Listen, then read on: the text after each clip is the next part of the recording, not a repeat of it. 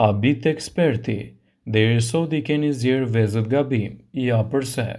Vezët janë një racion shumë i shijshëm dhe i ushqyeshëm. Përmbajnë proteina dhe një numër të madh të vitaminave dhe mineraleve, ndaj mund të zvendësojnë në tërësi edhe mishin. Janë lehtë të tretshme dhe relativisht me vlera të ulta të kalorive.